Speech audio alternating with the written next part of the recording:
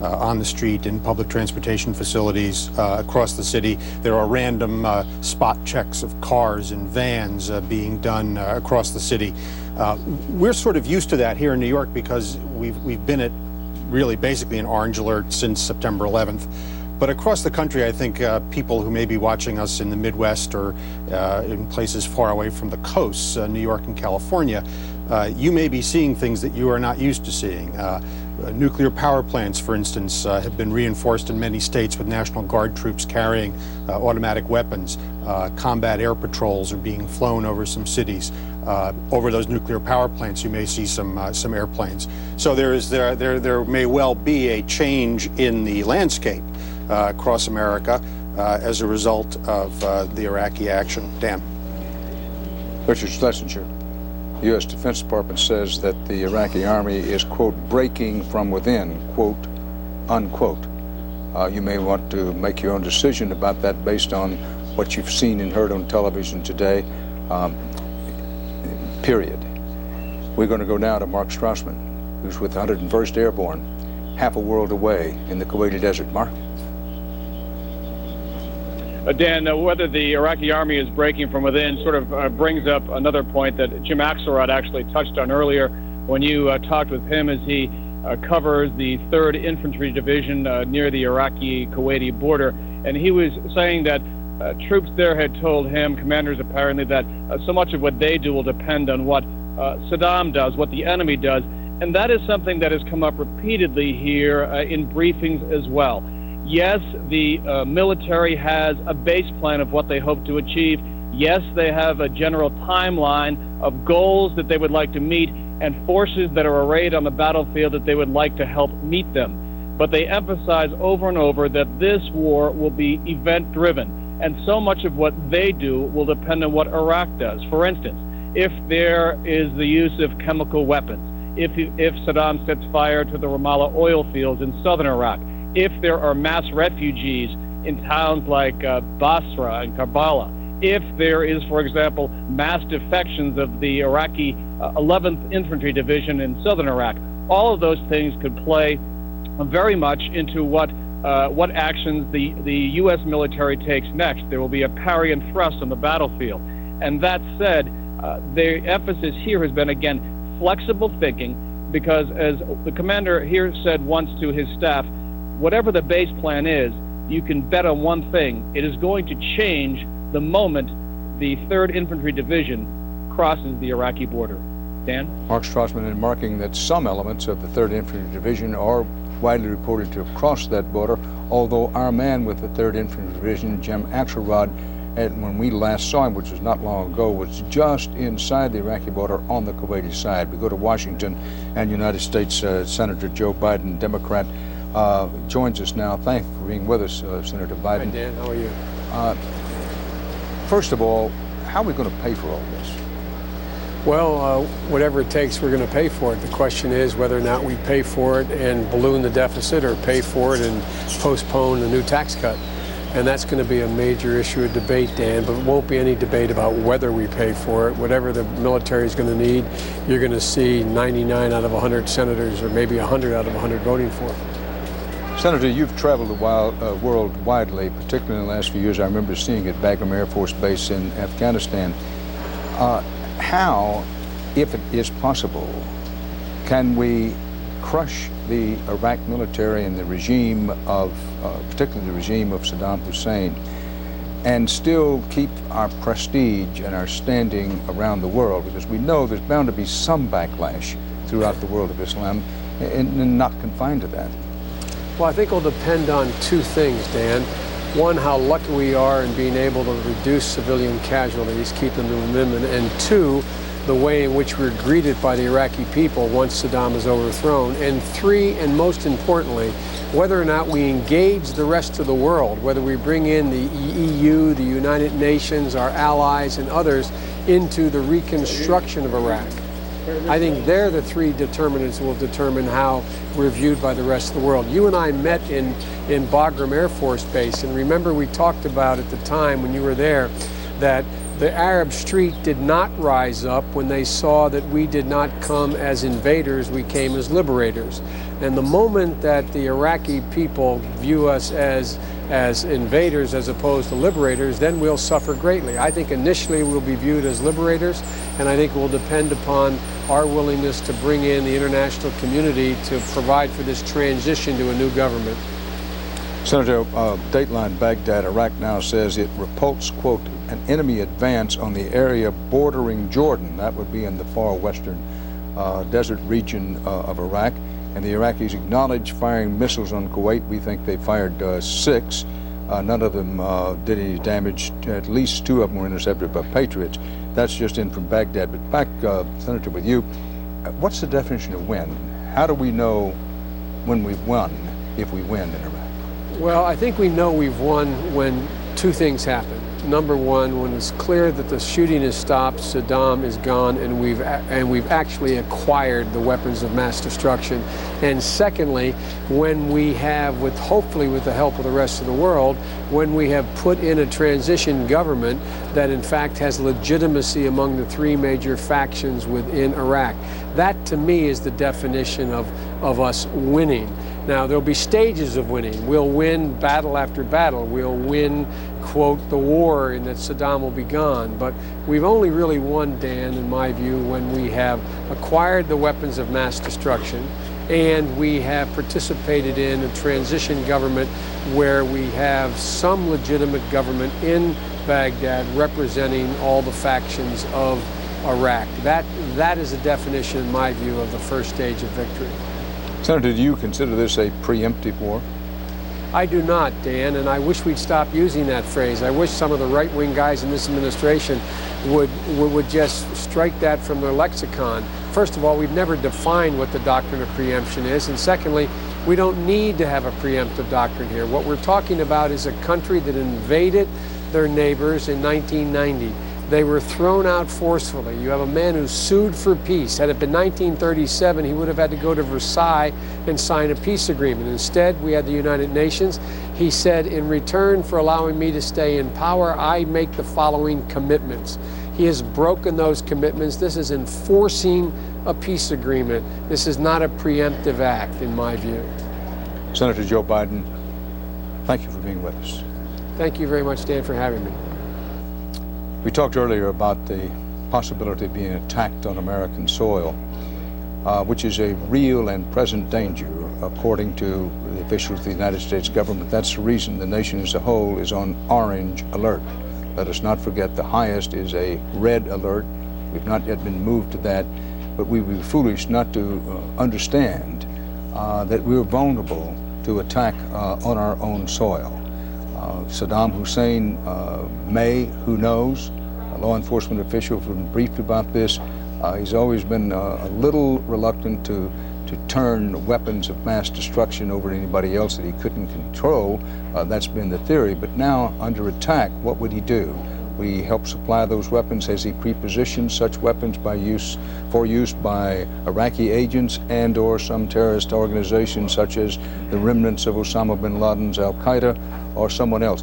We simply do not know. And then there also is always the possibility that a so-called lone wolf attacker could say, for one reason or another, he's motivated in a negative way by the U.S. attack on Iraq, and one lone assassin or bomber gets through.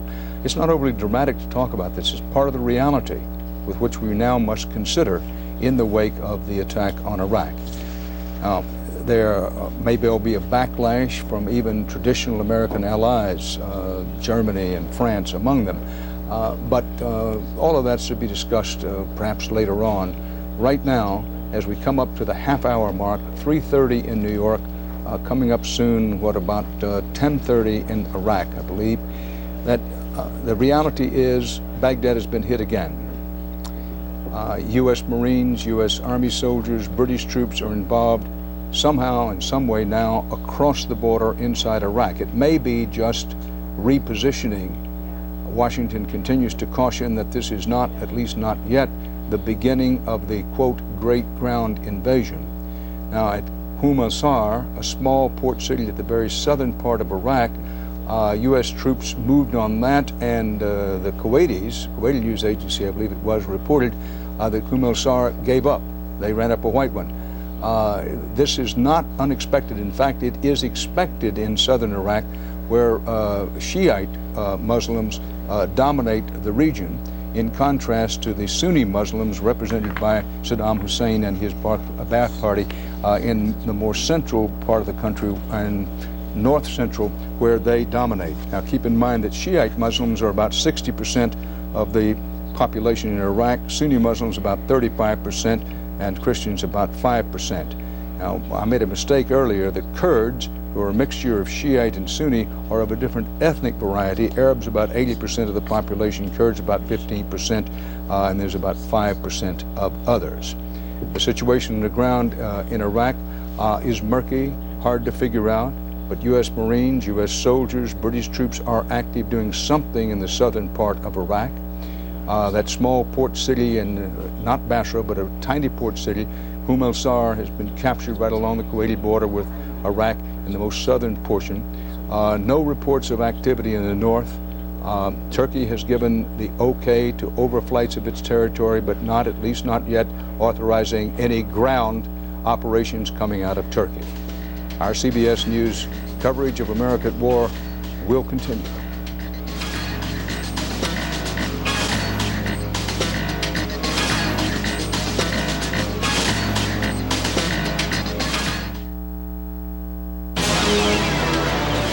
This CBS News special report is part of our continuing coverage of America at War.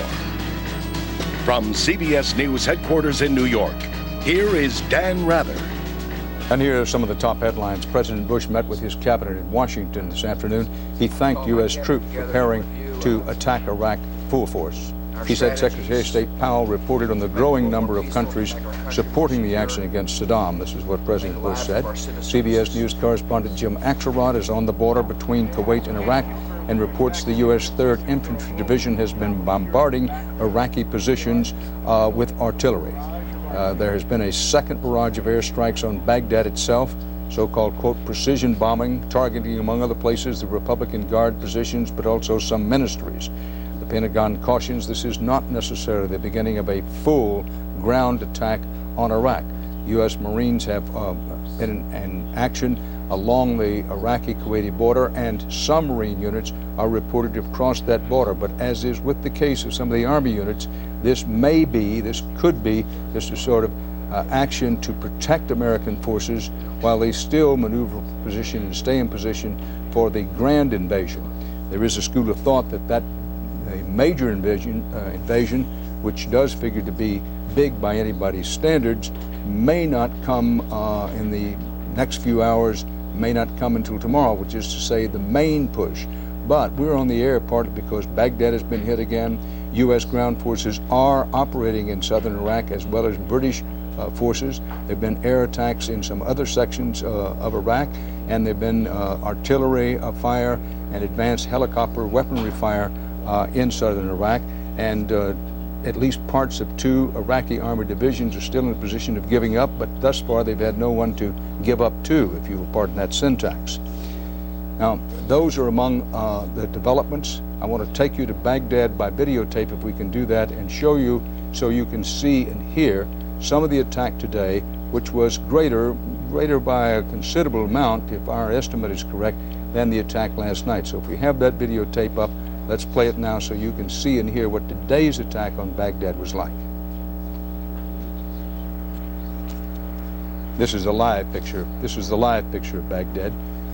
Stay with us here as we try to get the videotape sort of queued up and ready to go. We'll also show you videotape of some of the helicopter assault and artillery duel along the southern parts of the country. Earlier in Baghdad, today, U.S. time, and tonight, Baghdad time.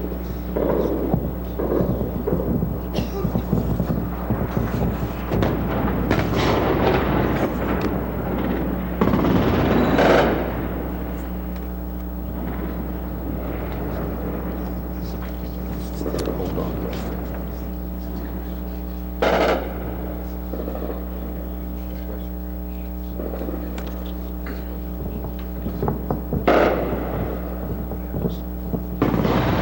You can see in the bottom part of your screen now, there was that hit off to the right, lower right. And from that, a cloud began to rise, mushroom-like. That cloud eventually enveloped all of Baghdad.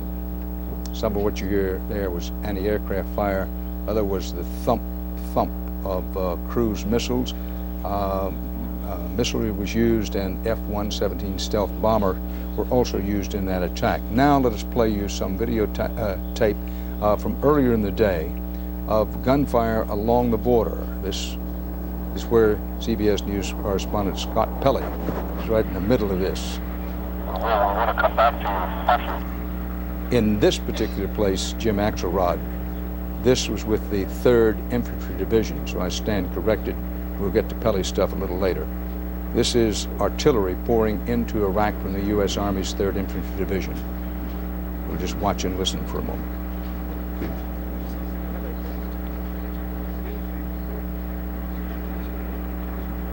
There's an eerie glow that's created in part by sand. There's no sandstorm per se underway today, but there have been some fierce sandstorms and refined sand floating. Also, this is still a moonlit night. They would have preferred to do this without anything approaching a full or even half moon. They preferred to have waited for the dark of the moon around the turn of the month, but that was not to be. Now we will show you a videotape of where Scott Pelley was. That was where Jim Axelrod was with the U.S. Army. Scott Pelley is, well, he's on the border with Kuwait and Iraq. We don't quite have that videotape available for you yet. We'll show it to you in a moment. What we're trying to do is give you a feel for the sights and the sounds of what war is really like, as opposed to what sometimes people imagine it to be like. But even with this, once again, we're going to point out that television, with all of its power to take you there, to literally take you there, it has difficulty with depth. And in this sense, that difficulty includes not showing you what was hit when this terrible weaponry was fired off. Can't show you exactly where it hit, what it hit, or whom it hit, if indeed it hit anybody. We go to Fuad Ajami in Washington, in our CBS News Washington studio. Professor Ajami of Johns Hopkins University, one of our longtime consultants. Fuad, you're very good about putting a frame around events. Put a frame around what's happened this day for us so far in terms of our future as Americans. Well, I think, Dan, you really, in the discussion you had with Senator Biden, I thought he framed it very well, and you too framed it quite well. This campaign will stand or fall by the response of the Iraqi people to us, because we are insisting that this is a war of liberation, which I believe it is. And I think if the Iraqi people vindicate this war, if, for example, going through the southern part of Iraq, which, as you rightly noted, is Shia country, and these people, if they welcome us, for them, it has to be the triumph of hope over experience, because 12 years ago, we betrayed them. We left them to the tender mercies of Saddam. So we have launched this war. We have launched it against the opposition of the Europeans and a good deal of the rest of the world, and we've insisted on the righteousness of our own position. It's the Iraqi people that will be our judges and that will vindicate us and redeem us. Fuad, in terms of reaction, let's call it backlash. Yes. In your judgment, where is a backlash to this American attack in and on the regime of Saddam Hussein, while Washington emphasizes it's not an attack on the Iraqi people? But Right. Where's a backlash most likely to occur and to what effect? I wish one would know, but I think it's very interesting, Dan, when you watch these cruise missiles being fired against the installations of Saddam Hussein. We have to understand that these cruise missiles are being launched through the airspace of Saudi Arabia. When the Iraqis are talking about attacks in the Western Desert, we have to know that there is action coming through Jordan. So even though it looks like our position is perilous in the Arab world and that we are alone, that we are standing sentry alone in that region, in fact, many countries are with us, but they are with us covertly, in the shadows. Publicly, we are alone. It's the sentry's solitude. We stand guard there alone. But behind the scenes, in the shadows, there are many, many governments who have cast their fate with us, not out of love for America, not necessarily out of anything sentimental, but because they knew that in a standoff between George W. Bush, and Saddam Hussein was doomed. Ford, if, perhaps one should say when, the United States defeats the regime of Saddam Hussein and the Iraqi army, does this or does it not leave Iran as the principal power in and around the Persian Gulf?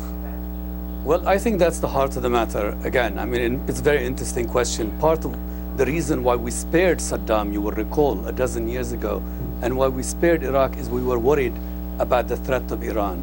So as soon as we win in Iraq and as soon as we station American forces in Iraq, the question would be, what are the implications of this for the Iranians? Will they fight us? Will they be scared of us? And what will be the consequences for the fight within Iran between the hardliners, the theocrats, the mullahs on the one hand, and the people of Iran who have voted over and over again in every way we can tell for freedom and liberty. So there is hope that with this preponderant American position in Iraq, things will improve in Iran.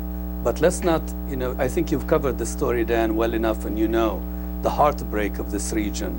We all remember what happened to the Marine barracks on October 23rd, 1983 in Beirut. So we are going to station forces in Iraq.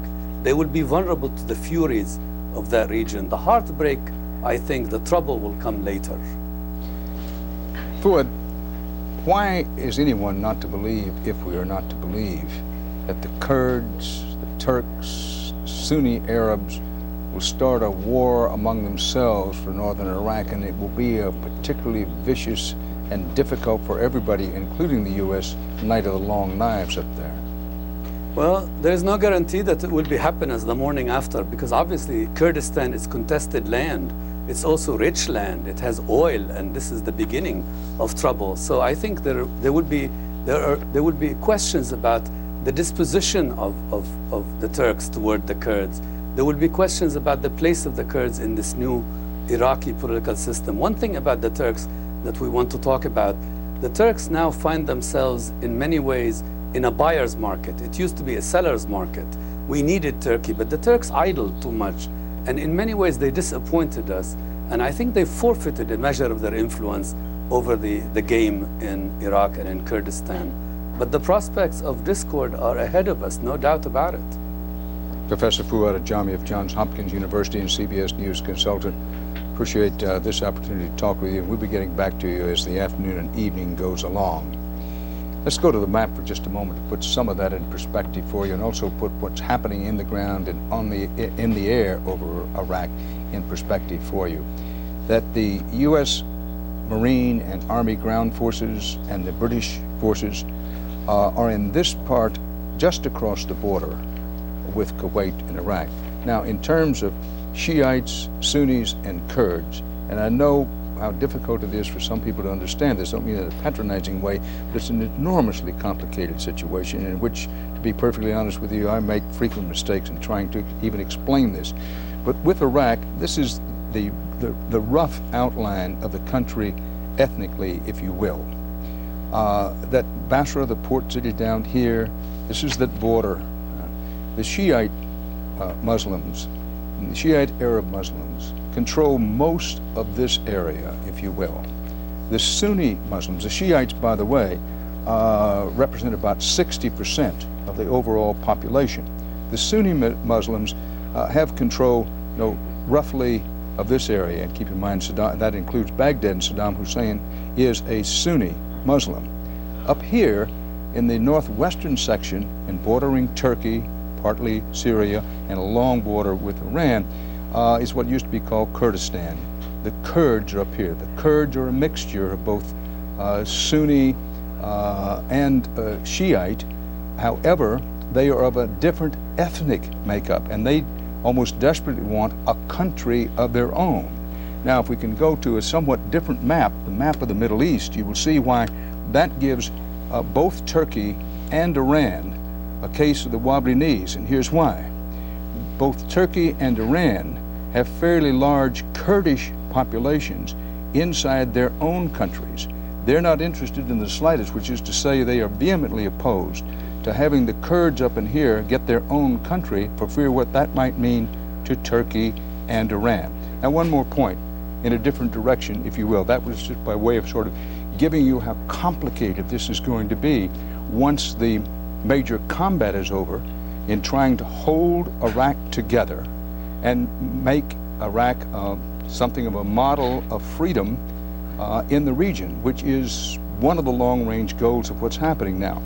Turkey today said it would allow overflights of its territory, and that is a big advantage because, as General Kernan and others, General Perry Smith have explained, it allows U.S. tankers to sort of hover over Turkey, and as the flights of aircraft can come up now over Turkey, refuel, and then go deep into Iraq, spend much more time over their targets, and as a matter of fact, it's safer for U.S. pilots because they've got enough fuel, their margin for error is increased. As it stood before Turkey would allow its overflights, some of these planes coming off aircraft carriers in the Mediterranean and from other locations had to sweep around and about so they didn't overfly Israel.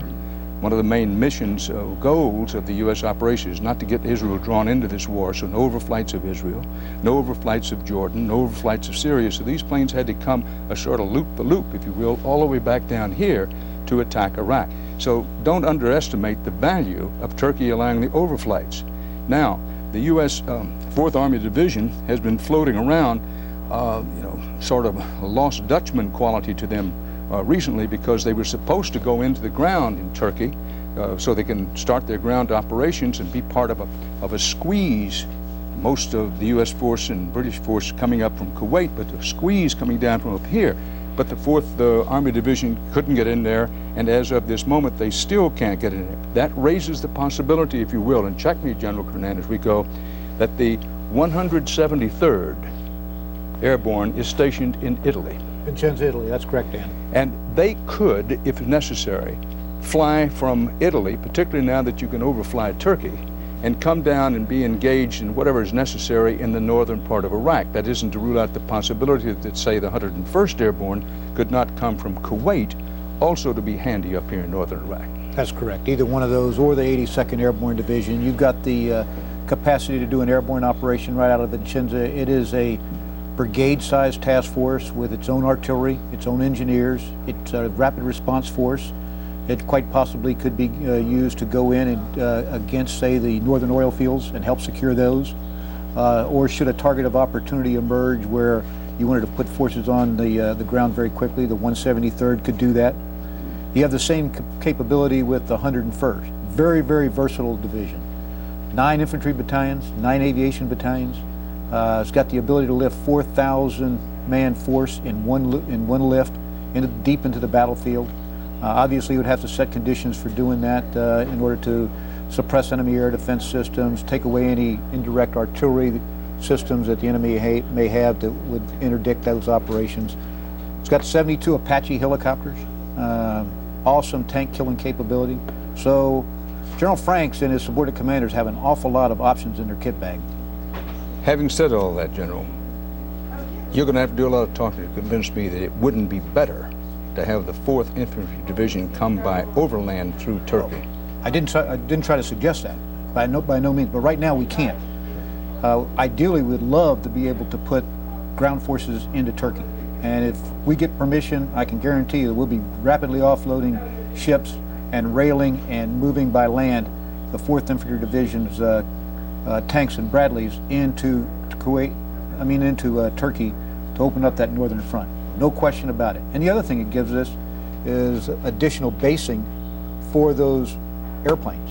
Now we don't have to return back to the Med to the carriers. Now we can start basing right out of Turkey. If we get that permission. That's correct, if we get that permission. Thank you, General.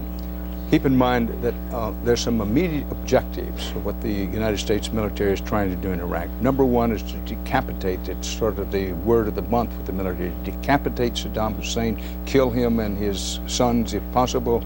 If not, at least cut them loose, make it impossible for them to communicate with their commanders in the field, and if possible, not even able to communicate between one another. Wants to separate Saddam Hussein, his whole Ba'ath Party operation, and the elite of his military from the Iraqi people as a whole. Number two, want to keep him from setting aflame the major oil fields in Iraq. One major oil field down around Basra in the south, another up in sort of the north central leaning toward east section of Iraq, another huge oil field up there. So one of the goals is to keep Saddam Hussein from devastating those oil fields, partly, says the U.S. administration, because they want to use the money from those oil fields to help rebuild Iraq and make Operation Iraqi Freedom, as they call it, a full success. Number three is the goal is to keep Israel from being drawn into the war. Saddam Hussein would like nothing better than, if he has to go down fighting against Israelis. And as was the case in the 1991 Gulf War, one of the immediate goals is, by whatever it takes, to keep Israel from being sucked into this conflict. And then the fourth main objective, is to, as quickly as possible, demonstrate to the Iraqi people that the U.S.-led force is a force of liberation, not a force of invasion. Yes, that may be a tough sell, but a lot depends on how quickly the U.S. can suppress Saddam Hussein's military and remove Saddam Hussein from power. So with all that in mind, let's go back to number two. One goal is to keep Saddam Hussein from destroying his oil fields. Somebody who spent a lot of time reporting about this is my old friend in 60 Minutes, what would you say, correspondent and editor? Whatever title you want. I forget what they're calling us these days. Steve Crawford is here to talk about the oil fields. Steve, put it in perspective for us. Well, the president has gone out of his way to say that this oil belongs to the Iraqi people. We're talking about the second largest reserves in the world. Currently, Iraq produces between 2 and 3 million barrels a day. That's roughly somewhere between $60 and $90 million a day. A huge amount of money, as you mentioned. The intention is clearly that the oil fields will be controlled in the short term by whatever governmental entity succeeds Saddam, whether it be a U.S. Joint U.S. military Iraqi operation, but ultimately it will go to the Iraqi people in the duly elected government. And there'll be winners and there will be losers. The big problem right now with the oil fields in Iraq is that they are not in very good condition because of the sanctions. A lot of the equipment is bad, and the country is largely unexplored. And right a couple of years ago, Saddam tried to figure out a way to get around the sanctions. So he let some rather large oil contracts with the Russians and most notably with the French to develop these oil fields if, in fact, the sanctions were lifted. What's happened, I think, is that Saddam has said that he plans to cancel the Russian contracts. This happened a couple of months ago. And the French seem to be in a bit of a bind right now because the INC, actually both of the Iraqi governments in exile, said that they have no commitment to honor the contracts that were let by Saddam Hussein. So after the war is over, the French, I think, will find themselves out of luck. At least in the short term, and those contracts will probably not be forthcoming. And that leaves a lot of oil to be developed anyway by the Americans and anyone else who wants to get in there and start doing it. The oil itself will remain to the Iraqi people, but there was going to be a lot of money to be made in terms of setting up and drilling and development deals, exploration. Steve, we know that Saddam Hussein completely torched the Kuwaiti oil fields. Well, not completely torched them. We all remember darkness at noon. He torched those oil fields, and it took years to restore the oil fields. These are pictures from 1991, and I remember rolling into Kuwait City, and it was eerie because it seemed to be early evening when it was 1 o'clock in the afternoon. He had destroyed these Kuwaiti oil fields. Now, with his back to the wall, and in the process of going down, why wouldn't he set fire to every oil field in Iraq? Well, I think there's a chance he may try to do that. Those orders have to be executed by his troops. And whether he has the people loyal to him to do that. Obviously, if you see the handwriting on the wall and you expect to be Saddam Saddam to be out of power, you want to keep that wealth for the future government. That is, in a way, their stake in their next life.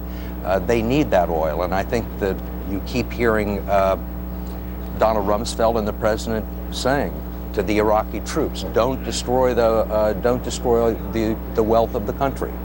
But I think there is a chance he may do it. There have been some reports of fires today. It's hard to tell right now, with the information as sketchy as it is whether these are just sort of surface fires of oil that may be pools of it built up around the wells, or whether it's refinery fires. The big danger is actually the wells itself. The chamber underneath the rigs catches fire, and then that starts sort of those are very difficult to put out. The Kuwaitis spent about $20 billion, they estimate, and they are still not up to their pre-1991 production of 3.7 million barrels. Steve Croft, 60 Minutes, with perspective on Saddam Hussein's potential for destroying his oil fields and the potential of the U.S. military to prevent him from doing the same with the help of Iraqis who may not want to do it. Headlines of the hour include ground activity, ground fighting inside the Iraqi-Kuwaiti border, at least firing by U.S. Army and Marine contingent and all British ground forces in that area. Another attack on Baghdad. Turkey says that it will now allow overflights. You're watching CBS News, continuing coverage of America at War. We'll be right back on many of these stations, so stay here with us.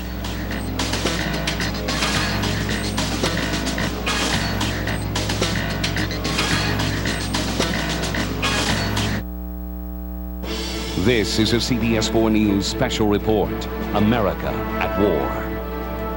Hello, South Florida. I'm Maggie Rodriguez. And I'm Elliot Rodriguez. A new wave of U.S. attacks is underway in Iraq at this hour. Here's the very latest information.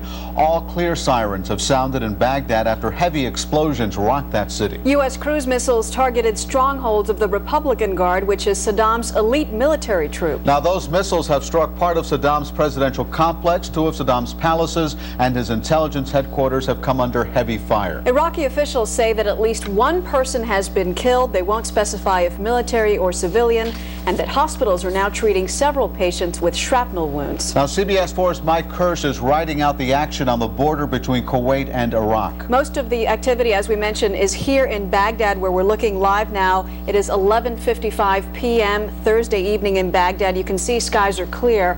Mike described the situation earlier on the phone. The enemy does not have the equipment to see at night, number one, and I can tell you right now, Maggie, for example, I cannot see 5 feet in front of me. It's that dark, and yet I can hear Marines crawling around me like giant scorpions, locking and loading their weapons, ready to shoot anything that moves. The thunderous artillery that's coming in right now is just overwhelming, and if you're an Iraqi soldier and you cannot see at night, you don't know what's coming at you. From a psychological point of view alone, you're outgunned, you're outnumbered, and you start crawling into a hole. I mean, this is the best way to fight a war. We're seeing that right now. It's also a very dangerous way to fight a war, but we're around the best fighting forces in the world right now, and we feel pretty safe. Mike, the Bush administration said that this would be unlike any war that we have ever seen, more technologically advanced, and certainly paling by comparison to the Gulf War in 1991. Do you think we're seeing that difference already? Yeah, I mean, you can tell there are reports along the lines here that hundreds, if not thousands, of ground forces all the way across are starting to move in. The reason they're doing this is because, Maggie, there have been special forces, soldiers, Marines, recon units, special ops from the Air Force, all people inside for weeks, if not months. Just think about that, living inside enemy territory, living in a hole during the day, working at night, knowing every single target that needs to be taken out. It's because of this type of technology that allows the American forces to have a huge upper hand to be able to go in on a night like tonight and really surprise the Iraqis. That was Mike Kirsch on the Iraq-Kuwait border. We have breaking news now in the fight against terrorist retaliation here in the U.S. Just moments ago, the FBI issued a worldwide alert for a terror suspect that was last seen right here in South Florida. Agents say that Adnan El-Shukri Juma is a Saudi national linked to al-Qaeda and could be plotting a terrorist attack against the United States. The 27-year-old was last seen in South Florida. It's believed that he once lived in Miramar. We'll have much more on the search for the suspect coming up on CBS 4 News at 5. Right now we want to talk about Miami-Dade's longtime director of emergency operations who today stepped down. Well, that's right. Chuck Lanza's resignation was accepted today by county officials. CBS 4's Michelle Gillen is live in downtown Miami with the details. Michelle. Well, I was first to report to you last night that my sources exclusively told me that Mr. Lanza, the Director of Emergency Management for Dade County, would not most likely last out the week in that position. And that report of mine is exactly correct. Just within the last 2 hours, the resignation that he offered, reportedly over a dispute over the procedures being used to put an emergency plan in place in Dade County, that resignation has been accepted for that position. County Manager Shriver just telling me moments ago he was still open to conversations with Mr. Lanza, who is very respected in this community, to still contribute in some other way. But Shriver, I believe, felt it was time to move on given the concerns expressed. I can tell you his replacement is Carlos Castillo, a 22-year veteran of the Miami-Dade Fire Department. I will have the entire story for you, plus a one-on-one I just concluded with Miami's Police Chief Timothy coming up at 6. Michelle, thank you. Now, during this time of war, I want to remind you that CBS 4's Neighbors for Neighbors is ready to help out. Their phone bank is staffed right now with family and mental health counselors, plus military officials who can answer your questions about the war. The number right there on your screen, 305-597-4404. That's right. Be sure to stay with us. We'll see you in an hour with another update.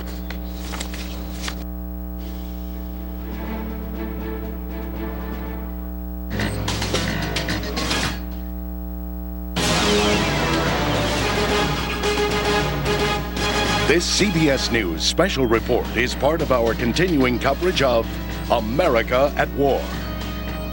From CBS News headquarters in New York, here is Dan Rather. It's 4 p.m. on the U.S. East Coast, 12 midnight in Iraq. Some of the top headlines at this hour. President Bush met at the White House with his cabinet this afternoon. He told reporters that they had heard a war update from the Secretary of Defense. In Baghdad, new U.S. airstrikes today left several buildings on fire and a great pall of black smoke hanging over the city. The Pentagon says that among the targets were an elite Republican Guard barracks just on the outskirts of Baghdad. Several palaces were also hit, along with several ministries.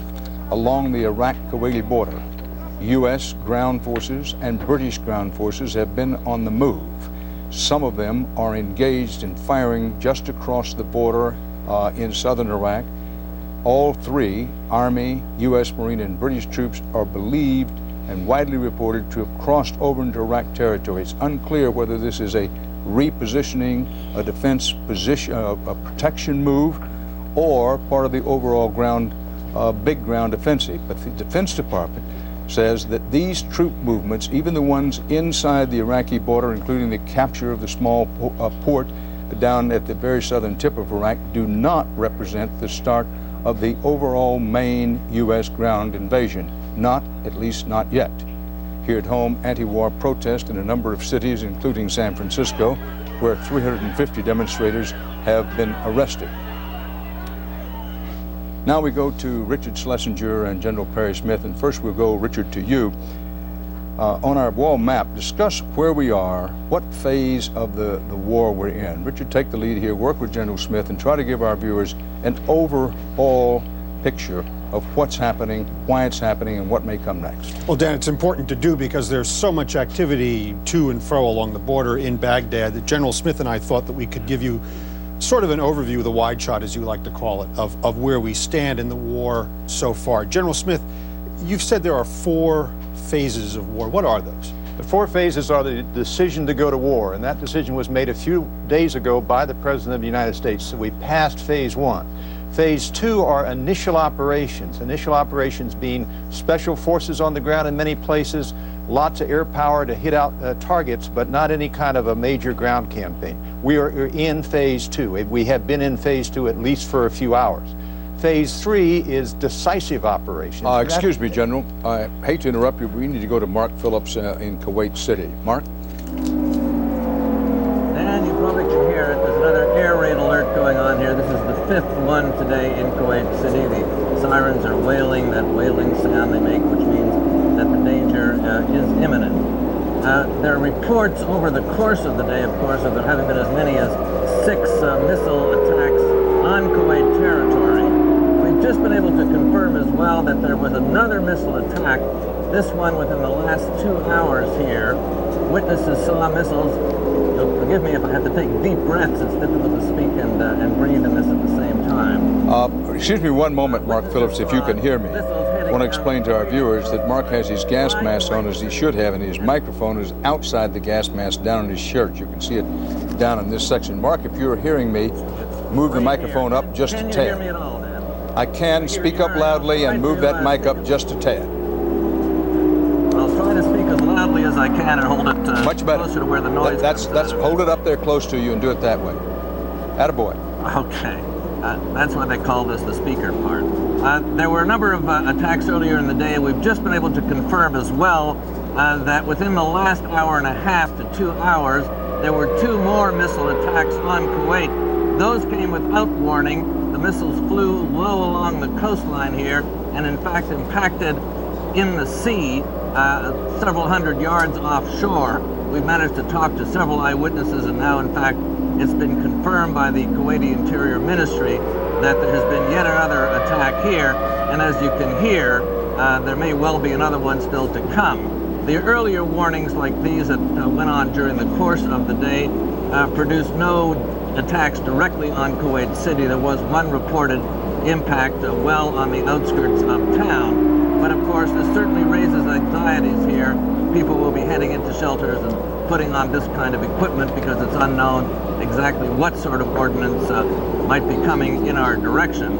And it also underlines the vulnerability of Kuwait in all this. You were talking not so long ago about the countries which had supported and allowed U.S. and British troops and overflights in connection with this battle. Well, of course, no country has exposed itself and supported more than Kuwait has. This place has become one huge armed camp. It's not a big place, and when you put more than 200,000 troops and all of their equipment on the ground, they take up a lot of it. Kuwait is feeling very vulnerable tonight, not just from the sort of attacks that we have seen over the course of today, but they're also very concerned about a backlash from within Kuwait from Islamic militant groups. There were those attacks that you'll remember just a few months ago on U.S. soldiers who were training here. There's a real concern in Kuwait that militant Islamic groups might rise up and take this opportunity to launch terrorist attacks within the country. There's a very large police presence all over the place, and this kind of thing is not lowering anxieties at all. And Mark Phillips, I'm going to encourage you again to hold that microphone up as close as you possibly can to the mouth section of your mask as I ask you, how many missiles, Scud, Shamood, or what have you, do we believe have been launched over and into Kuwait today? My last count was 6. All right. I think if we're doing our own arithmetic here, which is not official arithmetic, our own arithmetic would now bring that total to 8. Again, we're not sure. We have to be very careful about throwing around words designating what kind of missile has been used in these attacks. The Kuwaitis have said that there were 6 attacks before these last 2 that I was just talking about, or 6 missiles fired at Kuwaiti territory before these last 2 that I just mentioned. The Kuwaitis also said that the previous 2, in other words, numbers 5 and 6, were in fact Scud missiles. This is the kind of missile Iraq is not supposed to have. It's the kind of missile that they have said over and over again they no longer have because it exceeds this 90 or so mile range that's permitted under the UN rules following the ceasefire after the first Gulf War. If it's determined through examination of the wreckage of these missiles that these were in fact Scuds, we're getting another blast here, and that sounds like the all clear. I'll just wait and listen to it for a sec. A steady tone is the all clear, and I'm calling that the all clear. Are we all agreed? I think we are. So I can take this off and speak to you in a normal tone of voice, I guess. But getting back to the numbers of missiles and what they were, if in fact 2 of those missiles were Scuds, that'll lend a whole lot of weight to the American and the British argument that Saddam was in fact harboring weapons of mass destruction, or at least weapons that were prohibited. I wouldn't call the Scuds a weapon of mass destruction, but prohibited weapons systems on his territory, despite his many repeated claims that he wasn't doing so. Dan? Mark, so if it is true that 8 missiles, whether any of them were Scuds or not, and we do underscore for emphasis, we don't know that 2 of them were Scuds. It's reported that we don't know that, but there's a total of 8.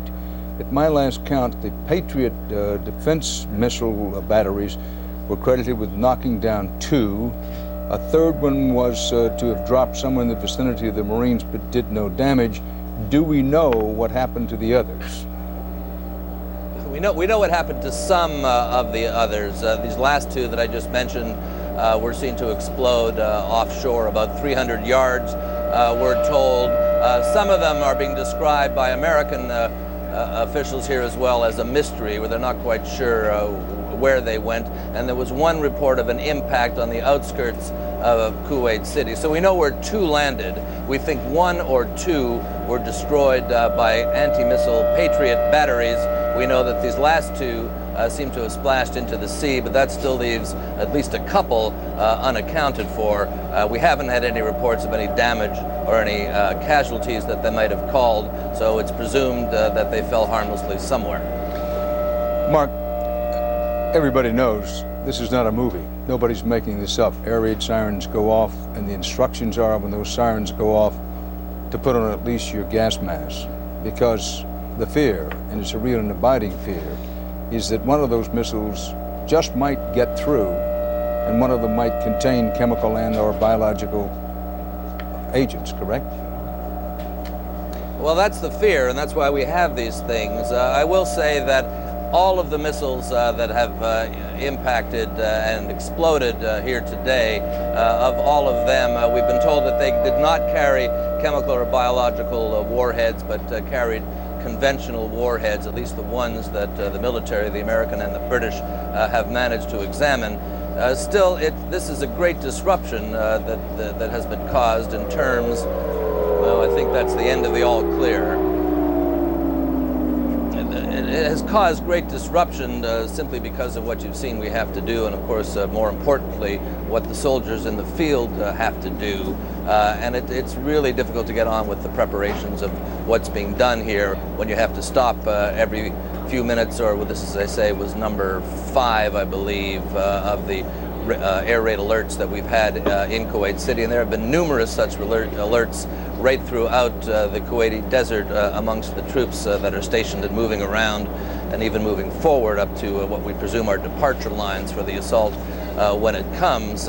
This kind of harassment on the part of the Iraqis is bound to be causing some problems, but luckily has not, at this stage at least, caused any casualties. Mark Phillips reporting from a very nervous and just with an air raid alert over Kuwait City. I want to take you live now, show you a picture at one of the many U.S. used air facilities along the Iraq-Kuwait border. We're not going to tell you exactly where it is for security reasons, but this is the picture, and CBS News correspondent Byron Pitts is there. I'm not sure we can bring him up. Can't bring him up live. We just want to show you Pitts is in the area. You may have noticed that not only do we have a large contingent of CBS News combat correspondents with various U.S. troop units, but we also have the capacity, and frankly we're somewhat surprised, we'll acknowledge to you how well some of the new technology has worked for us with video phones and other capabilities. Our hope is, as U.S. troops go deeper and deeper into Iraq, that these correspondents will be right there with them. We wanted to show you that picture of the air base because you could see the smoke rising in the distance. This air facility, which is being used by the United States in northern Kuwait, obviously is near where some of the artillery and or helicopter attacks are occurring just across the border into Iraq. I think now we'll quickly go to General Buck Kernan, and then we'll get back to Richard Schlesinger and General Perry Smith, whom we interrupted. Kernan, if you're Saddam Hussein, to what purpose are you doing this? What are your objectives right now? Well, I think his objectives are probably threefold. One, he's trying to blunt and delay the attack, the upcoming attack of the coalition forces. And then when that attack does occur, to inflict as many casualties as he possibly can and hope that he can break the will of the coalition and the national will back home. And then thirdly, get as much international support as he can muster, and possibly at the same time to try to turn this into a holy war. So he's in a process right now of trying to survive as a leader. The regime survival is the thing that's most important to him right now. And anything he can do to delay our advances, to inflict casualties, because he's seen in the past, or believes anyway he's seen in the past, the erosion of our national will when we've incurred casualties.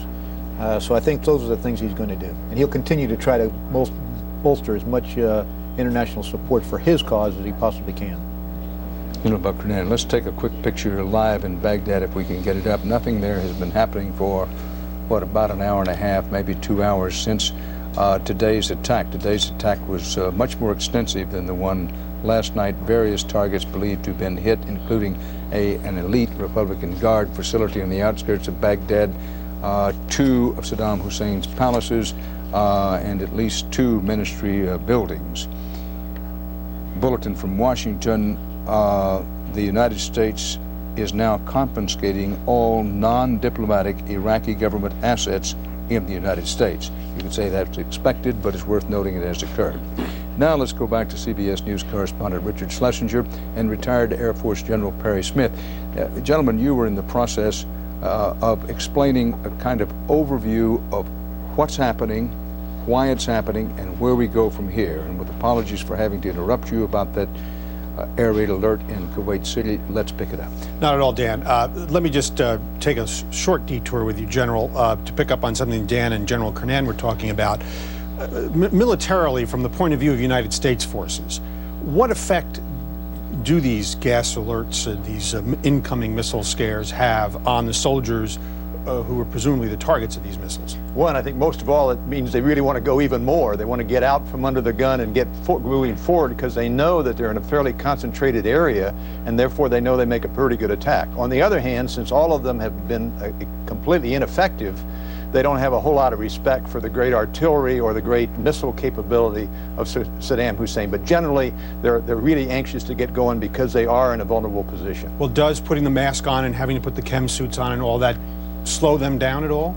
Well, no, because they're just standing in position. They're ready to go. Now, if the combat started and they were really moving forward and this happened, then it would slow them down because they'd have to get their masks on, they'd have to get their chemical suits on, they had to get the decontamination units forward, and it would definitely slow them down, and then they'd have to fight in chemical suits for some period of time. Well, let's talk about how this operation is likely to go. We were interrupted when you were talking about the 4 phases. You'd gotten through the decision to go to war, the initial operations, the decisive operations.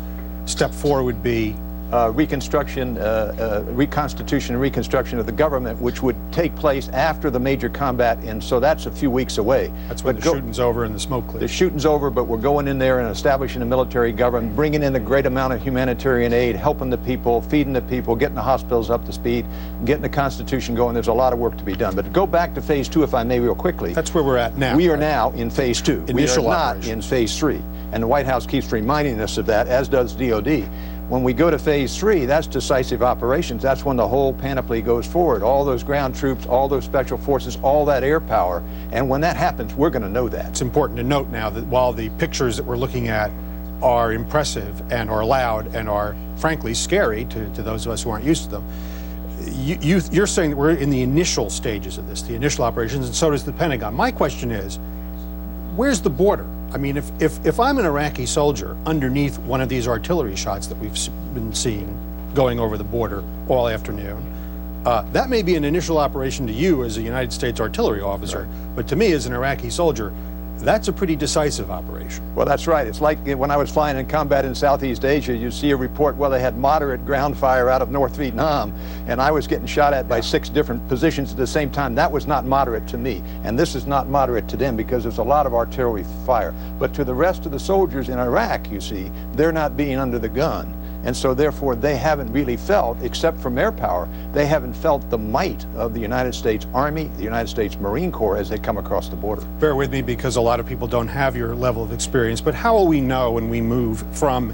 initial operations into decisive operations? Well, first of all, I think the Pentagon and the White House will announce it. And the second thing will be all our embedded correspondents will now start looking going forward, and also we'll see a lot more air power, a lot of airplanes taken off from all these bases headed in there to support the operation. You'll see lots of helicopters taking off all at the same time. It's going to be a huge surge. It'll get a lot louder. Thank you, General Perry Smith. Dan?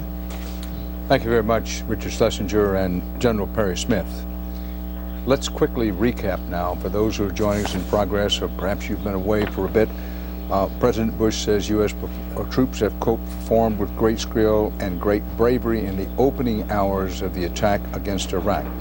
A building in Iraq's main presidential compound has caught fire. This was after a raid in Baghdad today, apparently hit by one of the many cruise missiles that had been fired on Baghdad. The F-117 stealth bombers were in action again during this, which means there are also probably some laser-guided bombs involved. U.S. military officials say the missile assault on Baghdad is not the start of the massive aerial campaign that is still planned. Now, there's a companion to this. Here, the Foreign Ministry was hit today. At least one and perhaps two of the presidential palaces were hit. You can see the Tigris River runs through Baghdad. The Euphrates is to the west of it, so this is all along the Tigris River. But the U.S. military says, and they're emphasizing, they have not yet opened their full-force aerial campaign, nor, they say, have they opened their main ground force invasion. That there are any number of U.S. soldiers and Marines and some British ground forces involved inside Iraq. We're not talking now about special forces and special ops. Some main force troops of the Army, Marines, and the British forces were reported to have moved into the very rim of southern Iraq with Kuwait. So the picture that emerges is that they were put there. Excuse me just a second. John Roberts, for the first time today with the U.S. Marine Expeditionary Force, is up in Iraq, and before we lose him, we'll go to him. John, come in, please. Yeah, good morning to you, Dan. From inside Iraq, I'm with the Marines 2nd Light Armored Reconnaissance Battalion. It's part of the 1st Marine Division, which comprises tens of thousands of fighting men and vehicles. We have just crossed the border into southern Iraq. We are the lead element of what will be a major push into Iraq from the southern end. This was supposed to happen, I should tell you, not until about 10 o'clock your time, 6 a.m. our time, but it all got pushed ahead, and this push across the border into southern Iraq, Dan, was followed by some pounding artillery barrages. Shells were falling at the rate of 1 second for 30 minutes at a time, and there were at least 3 of those before we pushed across the border. We had been staged about 10 kilometers south of the Kuwaiti side of the border, but just a few moments ago, Dan, the U.S. Marines pushed across the border into southern Iraq. John Roberts, ride with us for as long as you can here. This is the first report we've had from one, a Marine operation on the move, and 2, it's the first report we've had from actually inside Iraq. What is the objective of this Marine ground operation inside Iraq with whom you are now, John? Well, Dan, because of operational security, I can't talk too much about what will be coming up in the next few hours, but suffice it to say, Dan, I think it's been well reported that one of the main objectives of the U.S. forces once they get inside Iraq is to secure the southern oil fields, the Ramallah oil fields, to make sure that Saddam Hussein does not make good on what intelligence said was a threat to blow those oil fields. So that will be one of the main objectives, is to get a hold of those, and then of course, obviously, the ultimate objective is going to be to get to Baghdad. So once those oil fields have been secured by the first U.S. forces to cross over the line, there will then most likely be a push on toward the capital city. That would just be a natural progression of this battle. Dan, there's a lot more that I know about the battle plan, but that I can't reveal because of operational security. So we'll just kind of have to take it a minute at a time as we go along here. I understand that fully, and as always, John, we don't want to run any risk, even the slightest risk, of endangering one single American life, or for that matter, any mission. But let me ask you, have shots been fired in anger? Have the Marines fired at anyone? Has anyone fired at them? Dan, the unit that we're with, and this is a light armored reconnaissance battalion that typically roams about 10 to 15 kilometers ahead of the main battle group. It's equipped with 25 millimeter light armored vehicles. This is the same type of gun. It's on the Bradley fighting vehicles. They also have anti-tank LAVs equipped with the tow missile, and air defense LAVs equipped with the Stinger missile, and as well a 25 millimeter Gatling gun. A tremendous amount of firepower here, but so far, Dan, not one shot has been fired. Now, of course, there was all of that preparatory fire that was going on for about an hour and a half prior to us crossing the line. Just a punishing artillery barrage, which was meant to suppress any Iraqi troops that might be on the other side of the border who were thinking about taking a shot at the U.S. troops. What the commander of the first Regimental Combat Team, Colonel Joe Dowdy, is hoping is that there are two big Iraqi regular divisions in the southern part of Iraq. One is the 51st Division, I'm sorry. The other one is the 18th Division.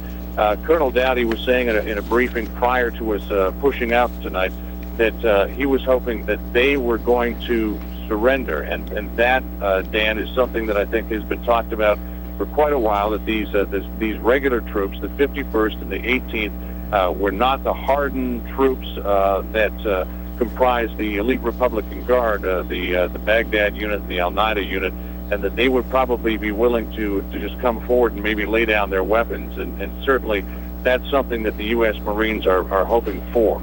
John, if you can hold with us just a moment, John. We need to take a slight break here. Just stay right where you are. We're going to come right back to you. You're watching continuing CBS News coverage of America at War.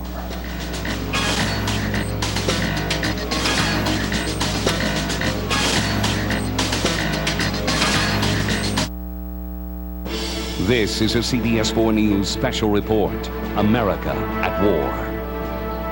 Good afternoon, everyone. I'm Maggie Rodriguez. And I'm Elliot Rodriguez. A new wave of U.S. attacks is now underway in Iraq at this hour. Here's the very latest information on the war. All clear sirens have been sounded in Baghdad after heavy explosions rocked that city. U.S. cruise missiles targeted strongholds of the Republican Guard, which is Saddam's elite military troops. Now, those missiles have struck part of Saddam's presidential complex. Two of his palaces and his intelligence headquarters have also come under fire. Iraqi officials say at least one person has been killed, and hospitals are now treating several people with shrapnel wounds. Our Mike Kirsch is writing out the action on the border between Kuwait and Iraq. Now, I spoke to Mike just a moment ago. He's in there, in the thick of the action. Here's what he had to say. Mike, what is the situation right now where you are? When we last spoke to you, you were very close to the border there to cross into Iraq. Have you actually crossed into Iraq yet? We're just down the road. They're bringing in some tanks right now. We can see the lights of Qasr, which is the southeasternmost city in Iraq, and they're planning on moving in shortly. The problem is there is a perimeter where there is some RPG activity. Some local Iraqis earlier in the day had been blasting away some rocket-propelled grenade launchers, and they're still not quite sure. The unit I have is a recon unit. They will probably be going in first to make sure the area is secured before the convoy will line up and start moving into Iraq. Okay, now I lost telephone communication with Mike Kirsch. Maggie, that conversation took place about 10, 15 minutes ago. Let's look at the maps to get an idea of where Mike Kirsch is. And when I say he's in the thick of the action, believe me, folks, he is. He is right there on that border between Kuwait and Iraq. He's only a few hundred yards from the border, in fact. And here's the latest reports that we're getting from that area. It's that British Royal Marines have actually crossed into Iraq, and already a city has been taken over. over. That is the city of Qasr, which is right there, the southern part of Iraq, Maggie, that is on the way to the city of Basra. I talked to Mike Kirsch. Mike has been to Basra before. He does not expect the Allied forces to encounter much resistance there in the city of Basra, but they should be there in not very long time. Now that we're here on the map, let's give you an idea of what happened today. Most of the initial phase of this invasion is centered in the Kuwaiti desert, where the majority of U.S. and British troops are. Now, in the Kuwaiti desert, from this area is where the 3rd Infantry, the U.S. 3rd Infantry Artillery, opened fire from the Kuwaiti desert along the border where they set up last night. That is a unit that dates back all the way to World War I. It includes 20,000 soldiers, 200 tanks and fighting vehicles. They fired at targets in Baghdad, Republican Guard targets in Baghdad, and those were hit today as well from Tomahawk cruise missiles fired primarily from the ships in the Persian Gulf and the Red Sea, which is down here in this direction over here. Okay, now let's move on. We have breaking news right now. A search for a suspected terrorist with a South Florida connection. CBS 4's Lori Stein is in the newsroom with the story. Lori. Well, Maggie, this man is being called a serious threat to U.S. citizens, and he may have been right here in Miami. Let's go to some photographs. We just got into the newsroom of this man. His name is Adnan Shukra. He is described as 27 years old, 5'4", around 130 pounds. He might have a beard and black hair, although he might have changed that beard and his hair color. He is a Saudi who, according to the FBI, is part of Al-Qaeda. He may be plotting terrorist attacks, according to the FBI, against the United States. Now, officials say he only recently came to their attention, but they are not giving any details as to how he came to their attention. Again, though, he may have been in Miami before he disappeared. This is what is called a worldwide alert. Again, his name is Adnan Shukra, and there he is right there on your screen. That's the latest from the newsroom. Lori Stein, CBS 4 News. Also, we want to tell you about a big shakeup in Miami-Dade County's Emergency Operations Center. Chuck Lanza, that gentleman you're looking at right there, the longtime director of the center, has officially stepped down. His resignation was accepted by county officials a short time ago.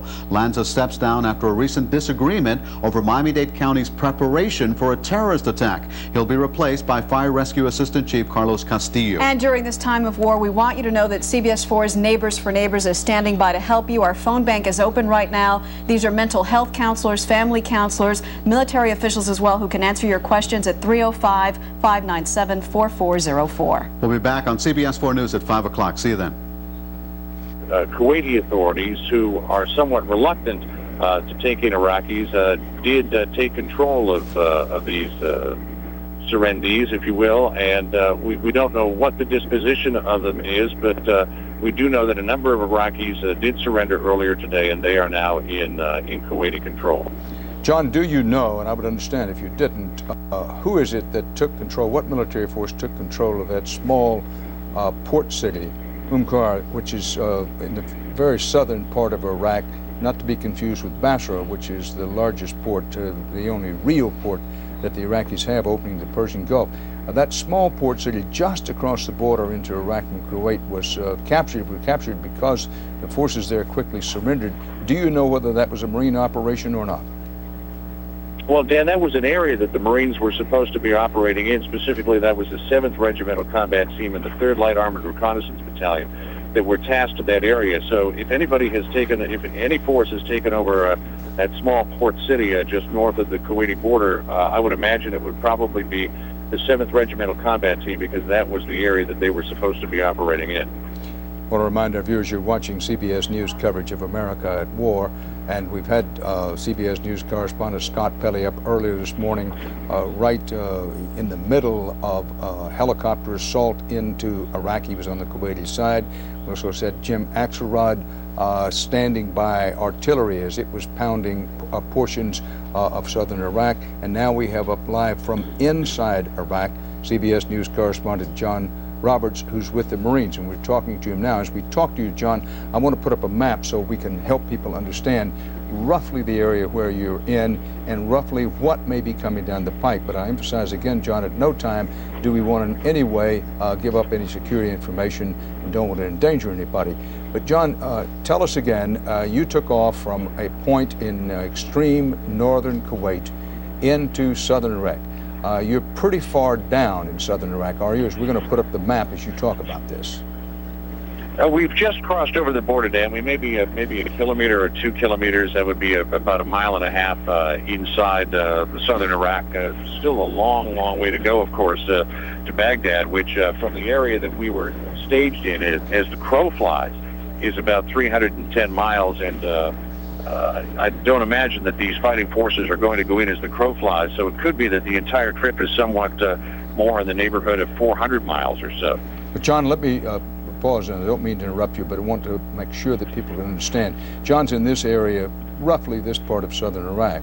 Now, a potential target for the Marines, and for that matter for the 3rd U.S. Army Infantry Division, which we think is entered insofar as it has a little more in this direction, would be the Ramallah oil field, which is sort of in this general area.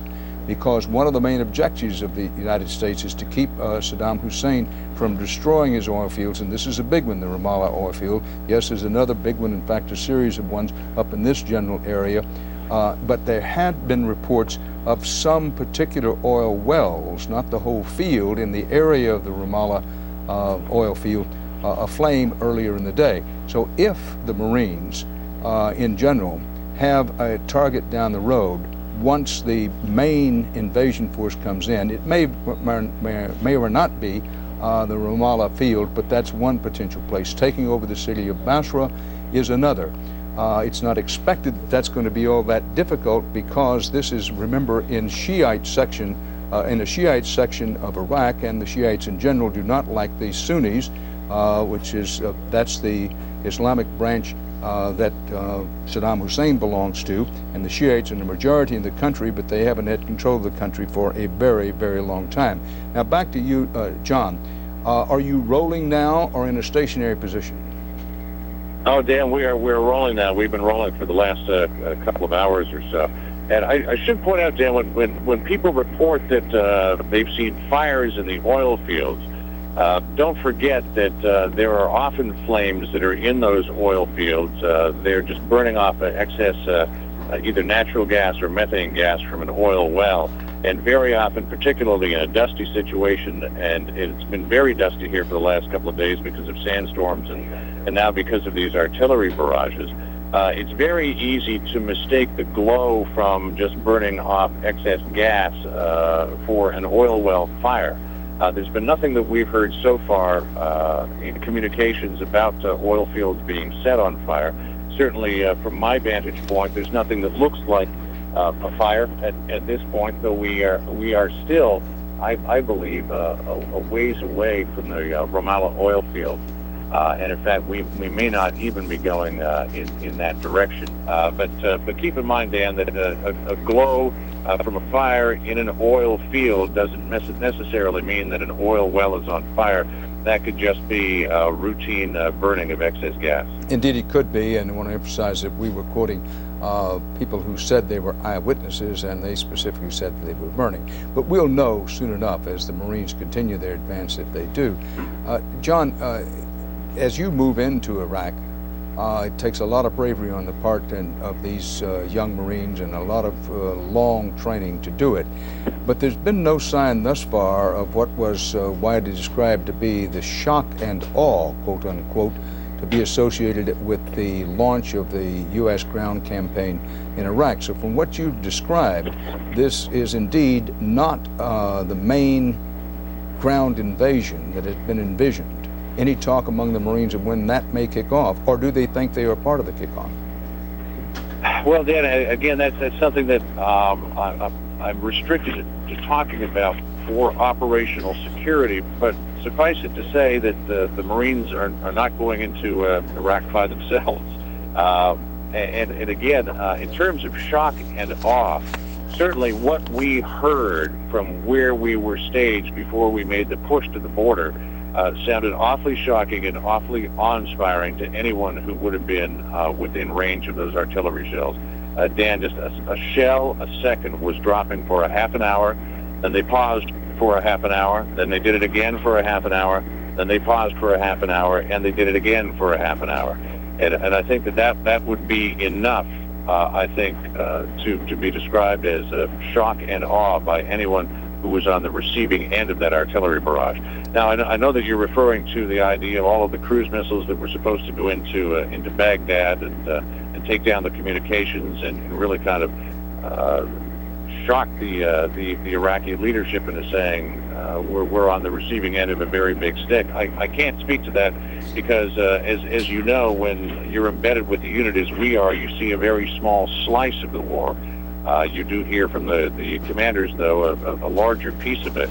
But I can't say that while I can't speak to anything that's been happening much further north of the border than where we are, I can certainly tell you that what we have seen and heard so far certainly does come into the category of shock and awe, at least on the tactical battlefield. John, if you can stay with us, I want to, for a moment, bring in retired U.S. Army General Buck Hernan. Buck, put this in perspective for us. The Marines are inside. There's no longer any doubt they're operating inside Iraq. We believe that the U.S. 3rd Infantry has soldiers inside Iraq, at least to some degree, and the British do as well. Where are we? What does this mean? What's the picture?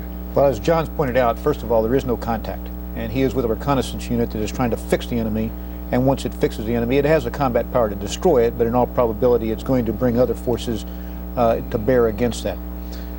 This shock and awe, as we've referred to it, is something that can be turned on very quickly.